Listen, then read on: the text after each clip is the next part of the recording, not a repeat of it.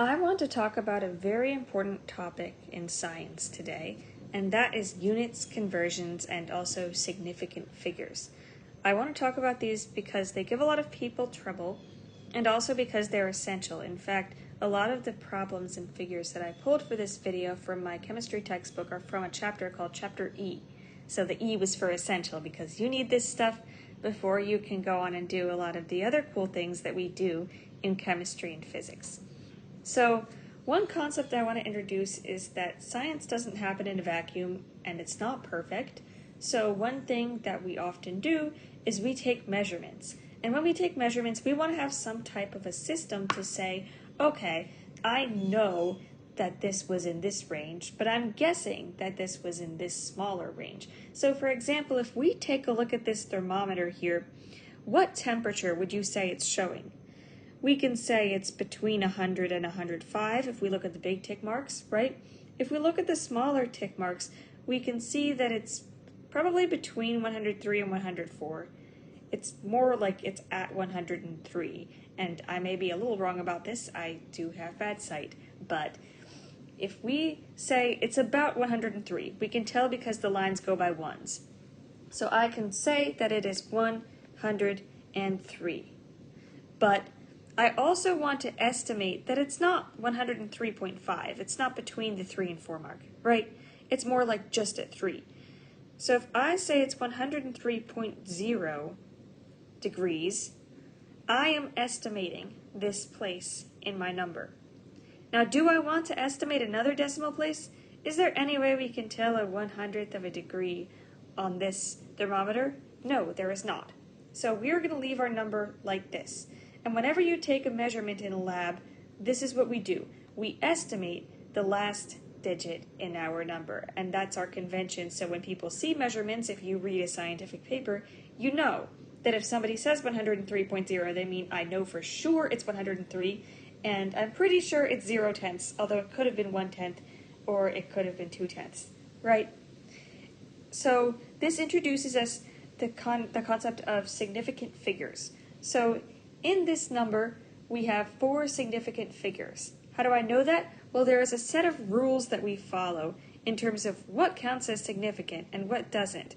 When we are talking about significant figures, or as many people call them, sig figs for short, we have that set of rules, and the first rule is that all non-zero numbers are significant. So if I have the number 77, that's 2 significant figures. If I have 7.7, that's 2 significant figures. If I have the number 13, 2 significant figures, right? Okay, so we've established that. All the rest of the rules are going to be about zeros because science hates zeros and it hates us and wants us to memorize rules. So all leading zeros are not significant. And we're about to see the logic in this.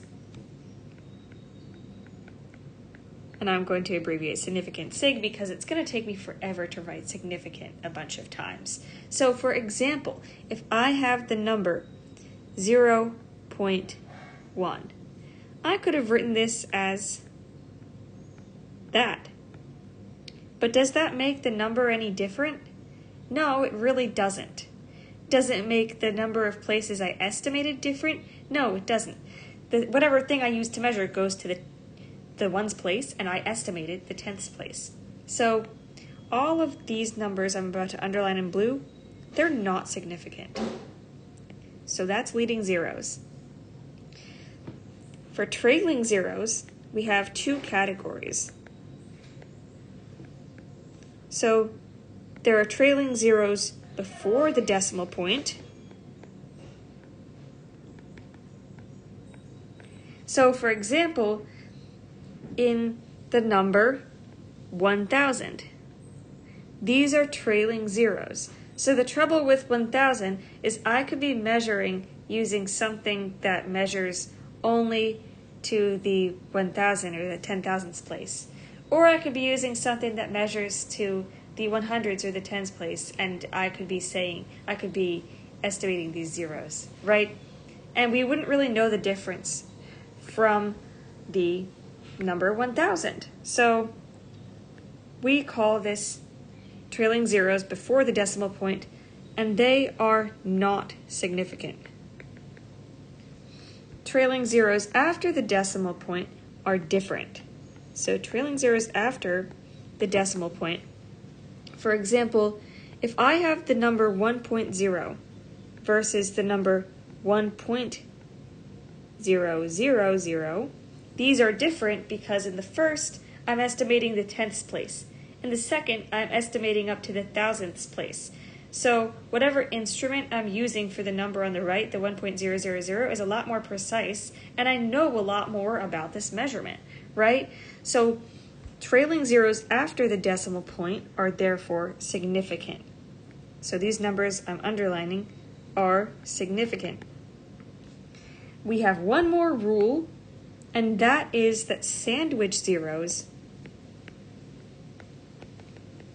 are significant. So that means if you have a zero and it's between any other two numbers that you determine to be significant, it is also significant. So for example, 702. There's a sandwich zero here, and that is significant because 7 is significant and 2 is significant, and we've got a zero between them. For another example, we can say, what if we have 0.90020? Okay, what is significant here? Well, that first zero is leading, so that's not significant. The 9 is significant, so I'm going to put a little arrow by it. The 2 is significant, I'm going to put a little arrow by that. So these two guys are also significant because they are therefore sandwich zeros. And the last zero at the end, that's a trailing zero after the decimal point, so that's also significant. So this number would have 5 significant figures. So I want to draw our attention for a minute back to the example of 1,000. And we see how many significant figures in that? 1, because the trailing zeros before the decimal point are not significant. But if I had 1,000.0, this is significant. So all of a sudden, these become sandwich zeros, right? And we have 1, 2, 3, 4, 5 significant figures. But what if I have something in between? Like, what if I know it's 1,000, I know it's 0 hundreds, I know it's 0 tens, but I'm not sure about the ones? We need a system in order to be able to talk about that. So yes, I'm erasing this. If you need any of it, rewind and screenshot. We're going to talk about something called scientific notation. So scientific notation is our way of saying we're only going to display the significant figures, and we're not going to have any uncertainty about what those are. So if I have 1,000 again, and I knew this for sure, and I estimated that. I want these to be significant, and I want these to not be significant. What I can do is I can express this as a number that is multiplied by a power of 10. So I can say 1.0, and that 0 is significant because it is trailing. And I'm not going to put the other two zeros on. And I'm going to say times 10 to the third power. Now, when you do 10 to an exponent, that just means we're adding on that number of zeros. Or not adding, but annexing on the end of this. So that means I have a 1 and a 0 and a 0 and a 0. Or we are moving our decimal point is another way to think of it. So if I have 10 to a positive exponent, that's a big number, right? 10 to the 0 is 1. So anything that is 10 to a bigger exponent, bigger than 1. Anything that's 10 to a smaller exponent than 0, aka 10 to a negative exponent, is smaller than 1 and moves the decimal place the other way. So if here we have 1.0, I am moving my decimal place 1, 2, 3 places, and it becomes that. So it's my way of saying it's 1,000, but it's two significant figures. And we don't just do this with ambiguous numbers like 1,000. We can do it with any number. So let's say that I have 7. Why am I obsessed with sevens today? I just am. 756.39. And I want to express this in terms of scientific notation. In scientific notation, we always want one number before the decimal point, and the rest of them are going to be after the decimal point. So I'm going to take my decimal point and I'm going to go 1, 2 to get there. So because going from 7.5639, which is what I get, to 756, I have to make it bigger. I'm going to do 10 to a positive exponent. So we're working from this number we just made backwards to the number that we had. So I'm going to multiply by 10 to the second power. So let's say that we have a smaller number. Let's say we have 0.000006384. How would we express this in terms of scientific notation? Well, this is the significant portion because all the leading stuff is not significant. So I want to cut out all those extra zeros, and I want the decimal point to be here. So I'm going to take it 1, 2, 3, 4, 5. Now, in order to go from my new number, 6.384, into this really tiny decimal, I have to make that number, working backwards, smaller. So I want to multiply by 10 to what kind of exponent? That's right, a negative exponent. So how many did I have again? 1, 2, 3, 4, 5 places of shifting it over, times 10 to the negative 5 power. Now, when we do operations with these, I'm going to do some math review here. If we have, for example, 10 to, I'm going to do 1 times 10 to the second power times 1 times 10 to the third power. If we are doing this, and I know my timeses look like dots, I do this so that when I do algebra, I don't get them confused with my x.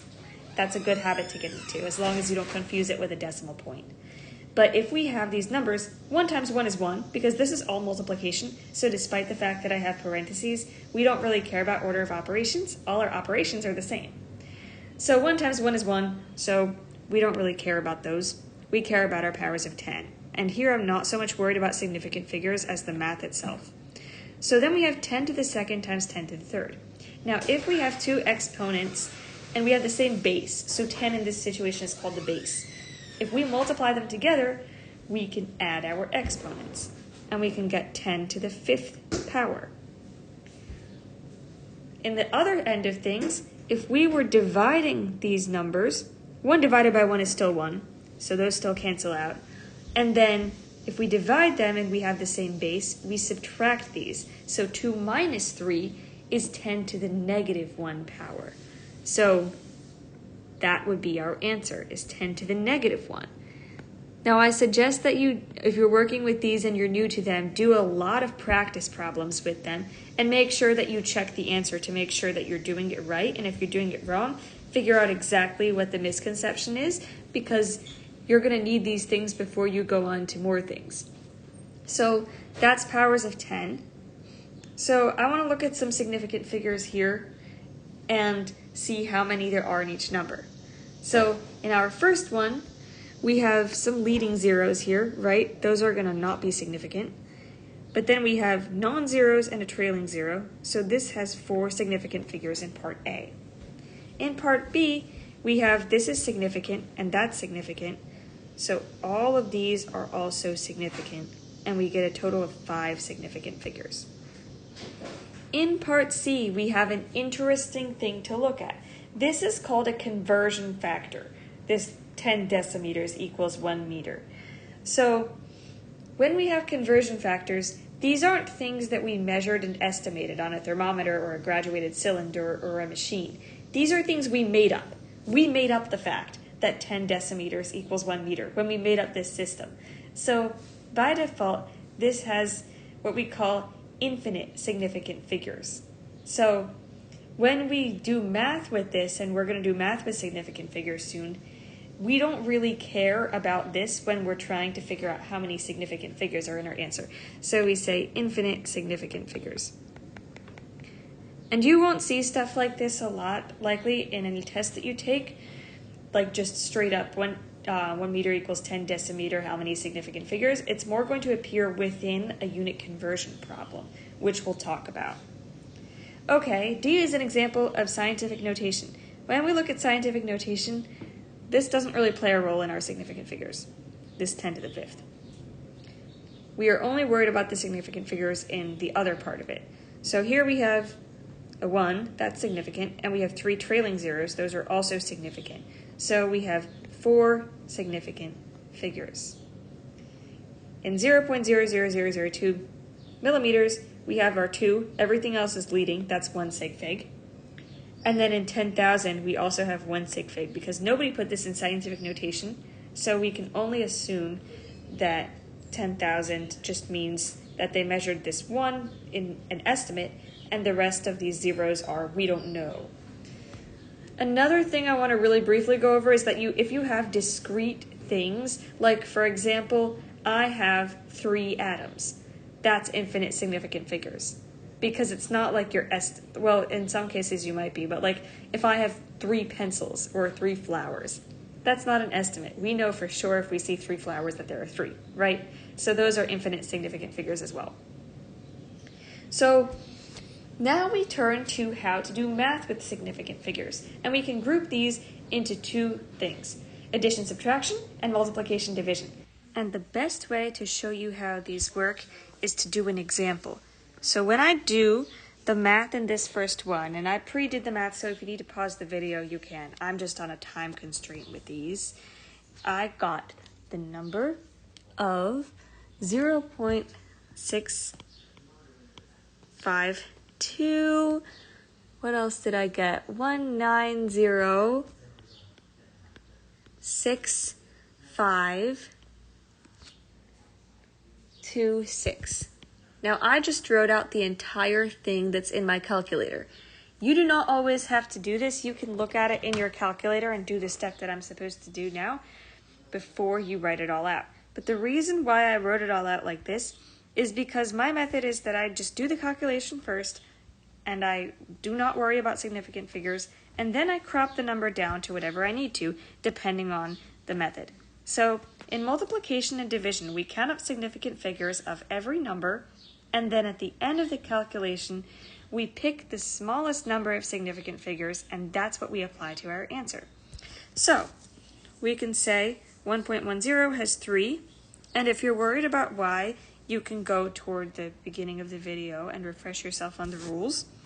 0.5120 has 4, so we have 3, we have 4.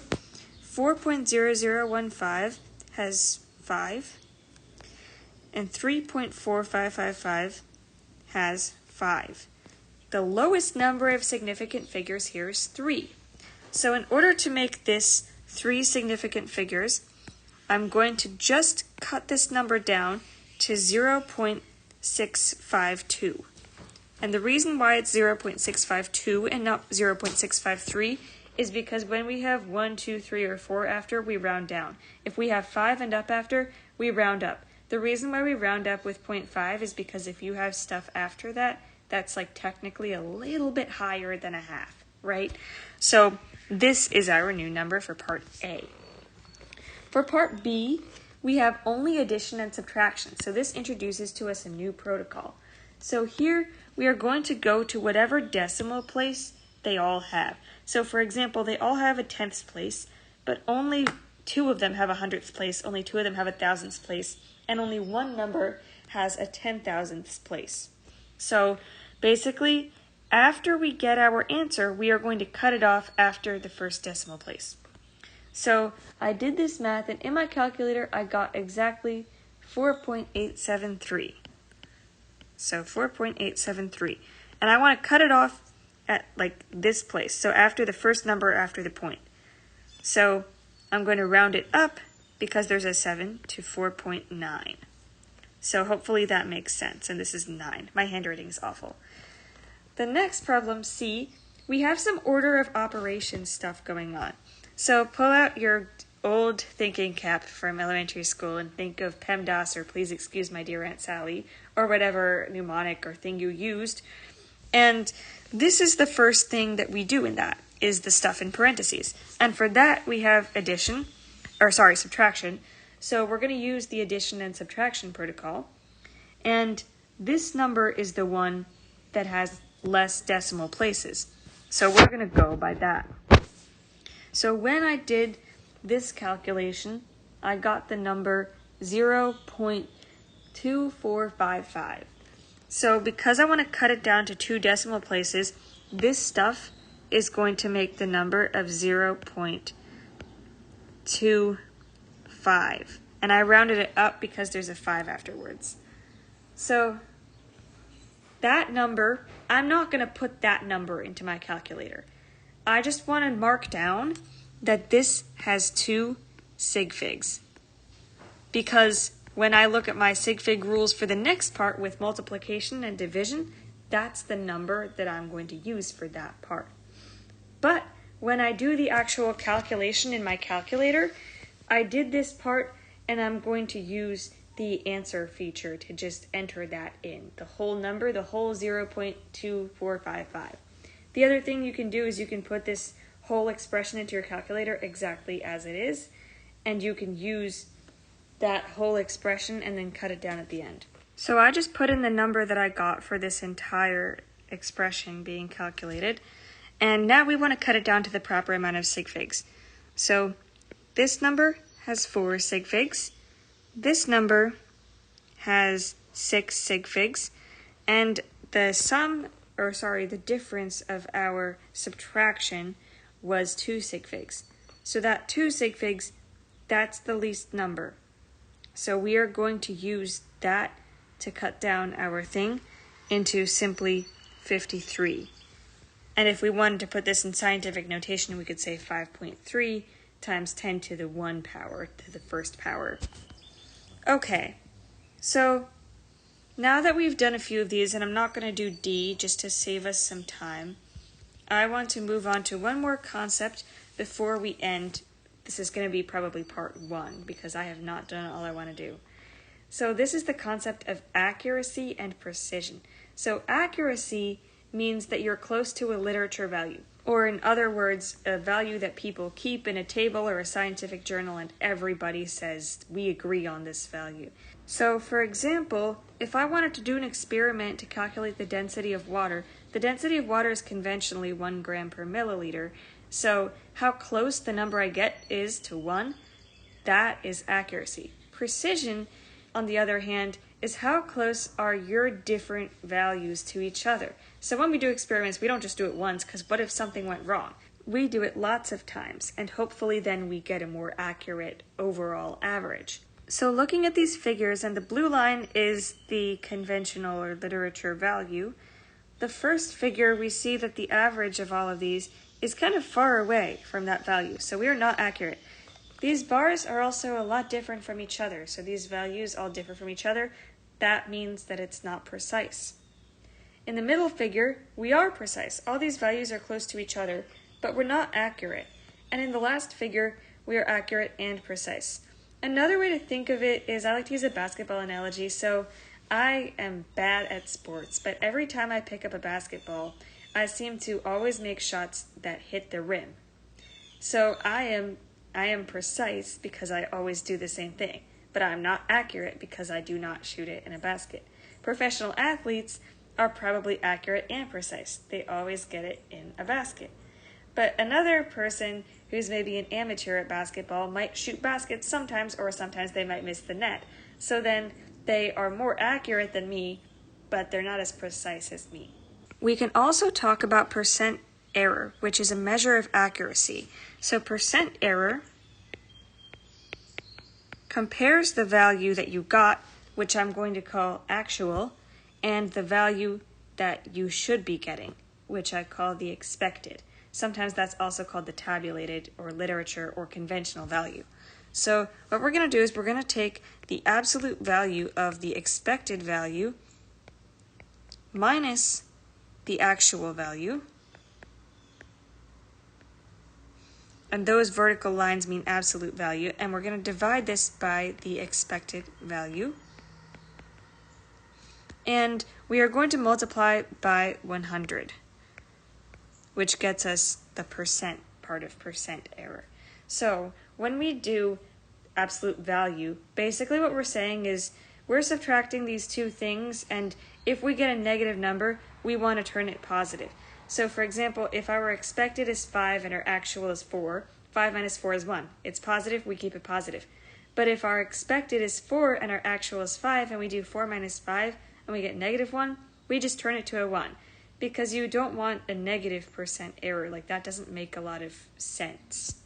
So if you forget which way around the top of the fraction is, and I have forgotten over the years, because basically you can just subtract either one minus the other, but make sure that expected is on the bottom and not actual on the bottom.